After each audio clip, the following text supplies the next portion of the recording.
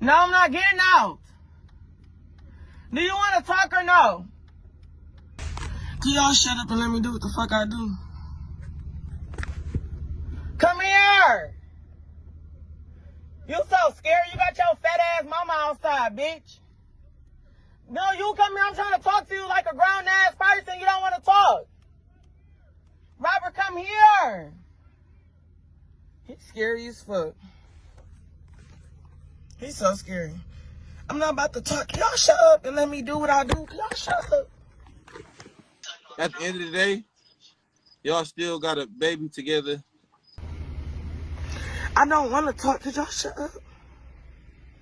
I don't want to talk to him. Could y'all shut up? Y'all trying to fuck some shit up. Shut up. Hey, come here. I got your stuff. Now, if I drive on this sidewalk and hit this nigga. For what, Robert? You can walk right here. I'm going this way. Oh, God. I bought that shirt, y'all, and them pants. About to reveal the cold, hard truth about the one thing that a woman says that means it's game over for your relationship. If a woman ever tells you that she doesn't respect you, get out of there immediately. That would be verbally or non-verbally. Directly by saying the words, I don't respect you, or any words or tone that is disrespectful. Any word, tone, or action that is disrespectful. You know. It's not a mistake. It's not a slip of the tongue, nothing like that. What it is a confession about how she feels about you.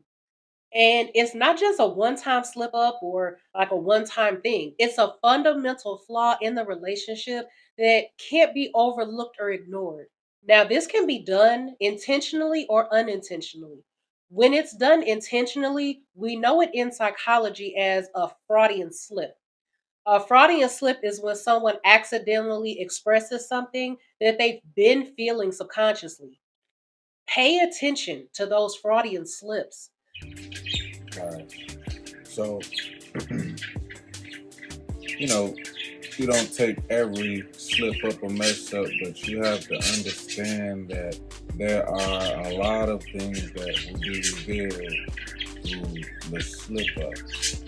And some people don't respect the fact that in order to build trust, we rely on natural responses, first responses. We rely on paying attention to if somebody do say something. You know, there's a saying in the Count of Monte Cristo where his friend tells him, "Isn't it funny that we always can't be friends?" Then he's like, "What?" But he like, "Nothing." So he was like, "Oh well, okay." Sometimes we can't ignore those things, because later on, Buddy was end up being the one that turned on him because he was looking at his lady, and he was envious of his lifestyle because he was the person that supposedly came from a more poor background, but he was more successful than him. He was winning, and he had the girl. There's unfiltered truth in those.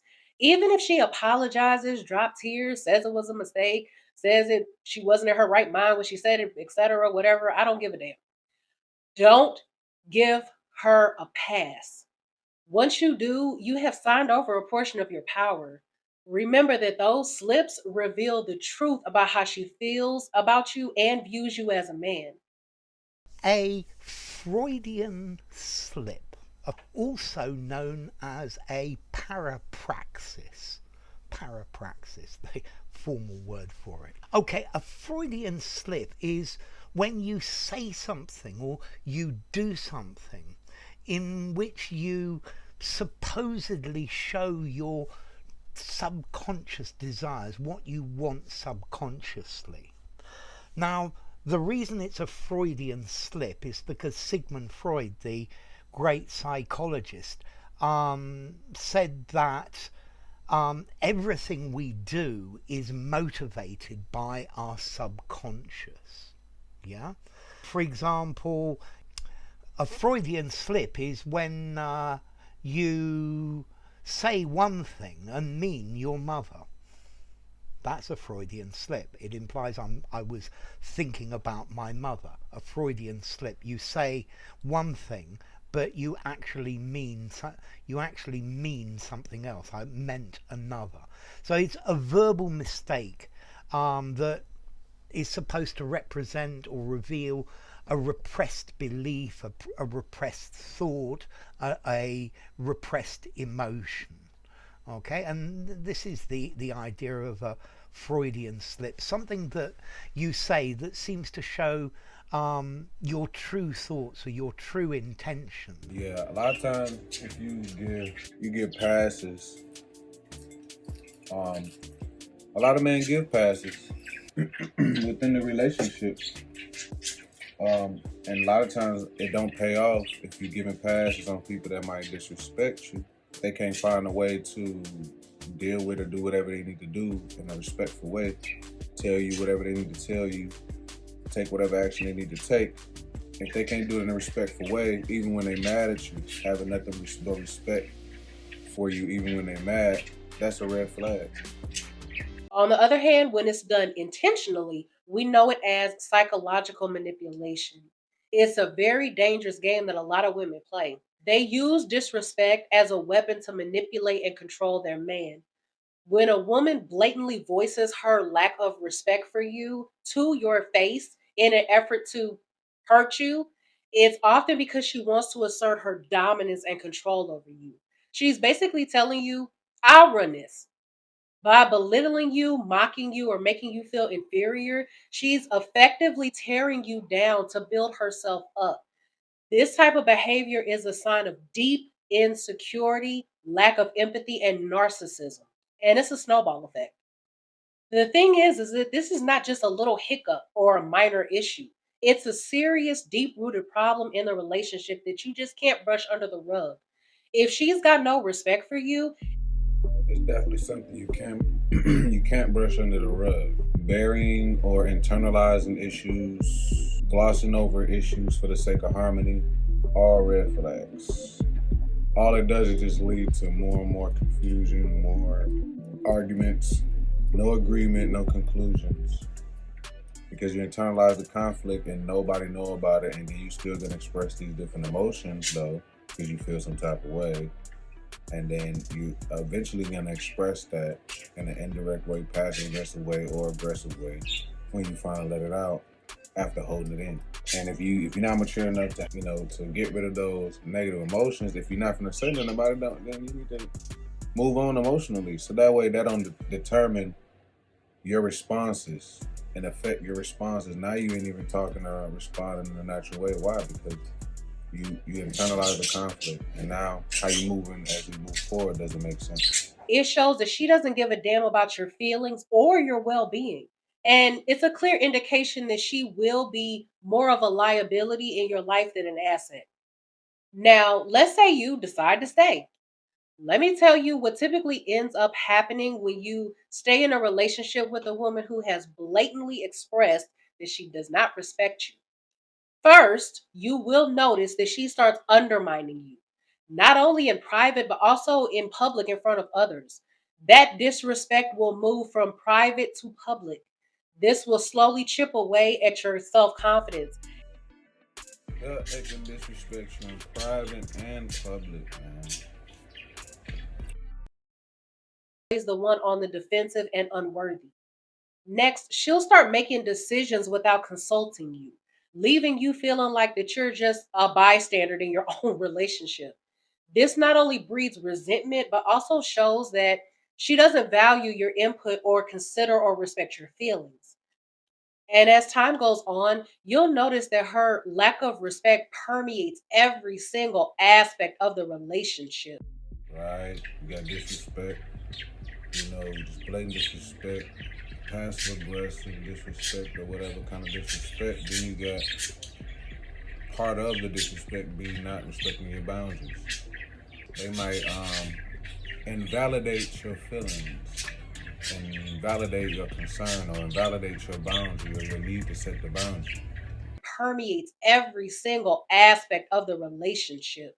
You'll feel like that you're walking on eggshells, constantly trying to please her and trying to avoid her disapproval. This will lead you to losing your sense of self and identity because everything you do now is for her, her approval, and making her content. Unfortunately, some of you may have lived this before, so you know the hell I'm talking about. What can you do to avoid getting stuck in this kind of situation? The key is to walk away. Here's the kicker. When you have the guts to actually walk away after she's disrespected you, something very ironic happens. Leaving will actually make her respect you more than if you had stayed and tried to fix things. Let me explain why. You see, by refusing to tolerate disrespect, you're showing her that you value yourself and you know your own worth. When you don't let anyone, even a woman that you care about and that you're attracted to, walk all over you, it sends an extremely powerful message. It tells her that you have the self respect and confidence to stand on your own and demand better because you know what you deserve. So now, when everybody's supposed to know their value, it's supposed to be both ways. And if someone presses on you and puts you in positions always just to have to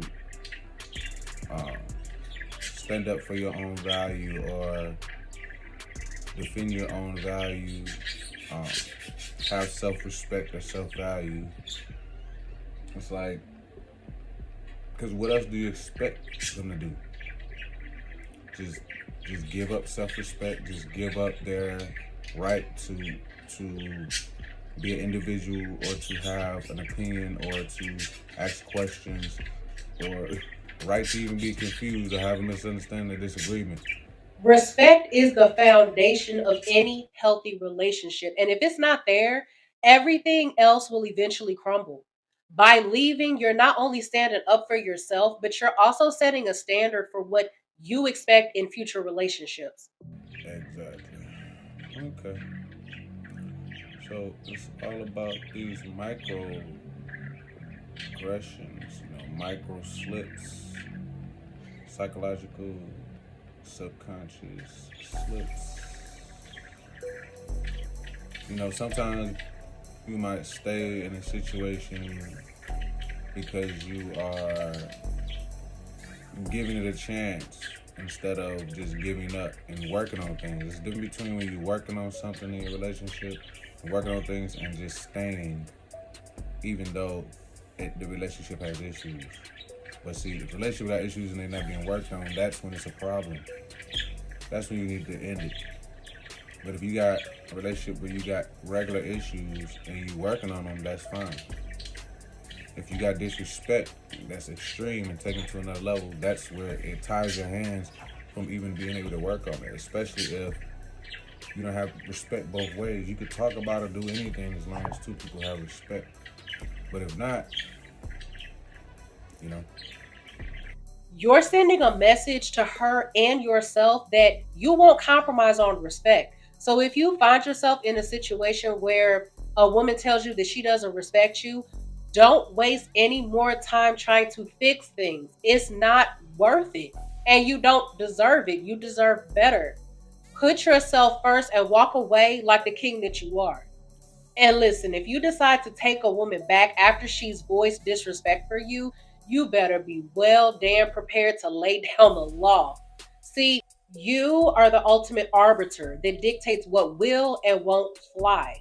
So start by establishing clear boundaries, letting her know what's acceptable and what isn't. Period. No exceptions. Keep the lines of communication open and brutally honest. And make sure that you're both on the exact same page when it comes to respect.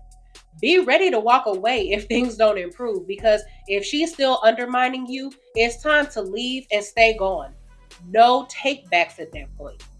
Remember that you deserve the best. Stand firm and demand the respect you deserve.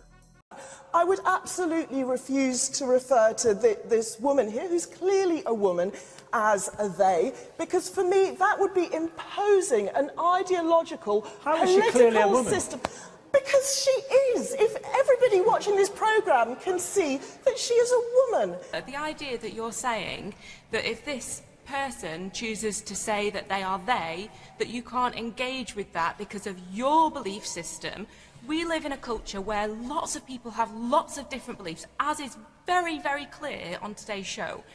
We cannot say, I have this belief system, so therefore I'm going to impose it on everyone. In this, you can't do that. Like, she has a particular, they have a particular... There we go. So here you go. Now you over here calling her she. Why? Because it was just natural. A Freudian slip of the truth inside that you know that's a woman. That's a man. That's a child. Boy child. That's a girl child. Well, and I think that the dangerous, edges here are that he's trying to undermine the media, trying to make up his own facts.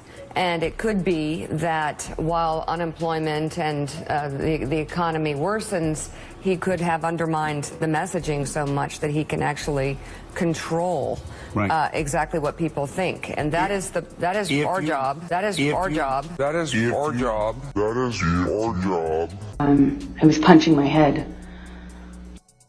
Hand on my That, you guys, is what we call a Freudian slip. Hi, Ross. Hi, Ross. Take the Emily. Take the Rachel. Emily. That's a Freudian slip, right? Because the conversation was flowing, and then this little emotion-tagged utterance came forward. And whenever the conversation was flowing, and then there was this little emotion that came and tagged it, right? Kind of like threw it off. Now we had to stop and pause, pull over, like we got a flat tire. emotion-tagged utterance of that sort comes forward, you know it's associated with a whole rat's nest of underlying pain and right. So when you have a Freudian slip, or you have someone a misspeak, right? They reveal something subconsciously in their heart of their emotions. Pain and anxiety and what would you call it? Disappointment and frustration that hasn't been properly rectified. So it's like a marker. It is a whole, like he said, a rat's nest. A whole lot of things underneath that. It's not just that simple. A lot of times it's some psychological things that's subconsciously there is the reason why those slips happen. And sometimes if we don't deal with the real issue and conclude the conflict or be honest, like if the girl in the other video with the guy, after they came to a conclusion, she's saying, you're right, if she don't let that go, if she store resentment in her heart about that, there's gonna be micro progressions, you know what I'm saying? There's gonna be Freudian slips. There's gonna be slips later on, and it's just gonna come out, basically, you know, in the middle of an argument, conflict, or even just through her attitude, her demeanor, how she carries herself, or even just her expectations towards him. And if she feel like, okay, well, you know, he's the source of her unhappiness when it comes to her lack of freedom to dress how she wants and do what she wants. And you know this when you're talking to people. They say something and you think, oh, you know, like, wow, too much information. That's one way of thinking about it. It's like, just what are you up to? And then if you have any sense, you just forget that even happened and you continue. But that's like the snout of a dragon peeking out from a cave. And you might say, well, it's just a snout, man. But it's not, because dragon snouts tend to be attached to the whole damn dragon. So it's hard for you to even just overlook it's hard for you to even overlook someone saying or doing something, because you learn from over time, trust your instincts themselves. So yet alone somebody to have a slip, you know, and kind of give you a preview into how they really feel about you, what they really think about you, or what they want to happen, or whatever else, the truth that's in their subconscious, within their heart, right?